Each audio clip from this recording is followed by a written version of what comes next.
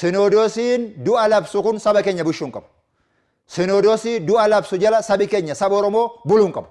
Ituma sinodoosii hin qabnu taaneyyuu. Sinodoosii haaraa dhaabbanna malee. Ammallee sinodoosii dhaabbannee jira waan taaneef isuma tumsinaa. Kanaaf sinodoosii du'a labsu, sinodoosii uummata abaaru, sinodoosii ajjeesaa jedhu kun, sinodoosii mootii ajjeesaa jedhu kana, mootii isaan ajjeesaa jedhan kun maqaan Oromoo ta'eef ajjeesaa jedhan. Dookter Abiy maqaan Oromoo ta'eef ituun Oromoo min ta'e ajjeesaan jedhan. Oolaatti guuraa oolu. Ijjimaanshaatti guuraa oolu. Dhaqanii jala sagadaa oolu. Ituu Oromoo min ta'e. Amma Oromoo waan ta'eef jibba Oromoof qabaniif, tuffii Oromoof qabaniif mootii Oromoo keessaa ba'e. Ituu Boris Dookter Abiy duwwaa waan ta'eef min. Boris mootii biraan Oromoo keessaatuu ba'ee akkuma kana du'a irratti labsusaan.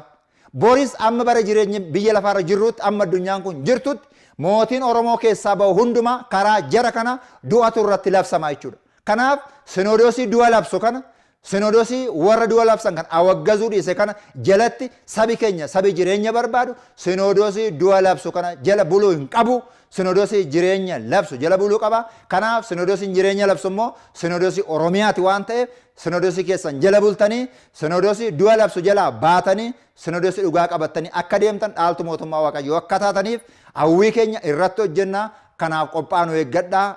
Isa jedhuun ergaa koosiniif dabarsuu barbaada. Ayyaanni kun ayyaana nagaa saba biyya kee jiruuf biyya alaa jiruuf ayyaanni cuuphaa barnaa kun ayyaana nagaa, ayyaana eebbaa, ayyaana gammachuu, ayyaana jaalalaa, ayyaana tasgabbii qabu akka hunduma keenyaaf nuu ta'uuf yama Waaqayyo nuuf haa ta'u.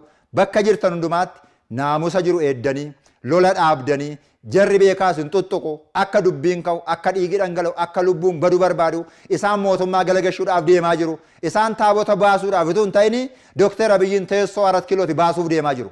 Isaan amma laga cuuphaatti kan isaan qophaa'aa jiran taabota baasuudhaan min. Dookter Abiyyiin teessoo irraa gad fuudhanii nama biraa kaachuuf deemaa jiru. Taabota baasuuf min. Dookter Abiyyiin baasuuf deemaa jiru. Dookter Abiyyi bichaa waan ta'eef min. Isa duwwaa waan ta'eef min. Dhalataa Oromoo waan ta'eef kan inni jibbame. Amma qaamni siyaasaa waan barbaadee jiru. Dookter Abiyyiin barbaadnaan qaamni siyaasaa dhaqee harkisee baasochi. Inni dhimma koomin. Akka abbaa amantaatti garuu nurraan eegamu. Mootiin abbaan barbaade biyyaa bushu, Dabuubiyaa dhufu, Gambeelli ofii bushu, Affaara bushu, Amaarana bushu, Tigiraay bushu, eewu tokko bushu. Mootiin biyya bushu kabajamuu qaba. Dogoggora qabataan akka abbaa amantaatti dhanneetti himuu qabna. Akka uummataatti immoo ajajamuu qabna. Malee fannoo Kiristoos hin baanne, taabota baanne, mootii teessoo irraa gabbuusne nama biraa bakka keenya kan jedhu ejjennoo hin qabnu. Sinodoosii akkasii kana jala sabi keenya buluu hin qabu. Isaan taabota baasu.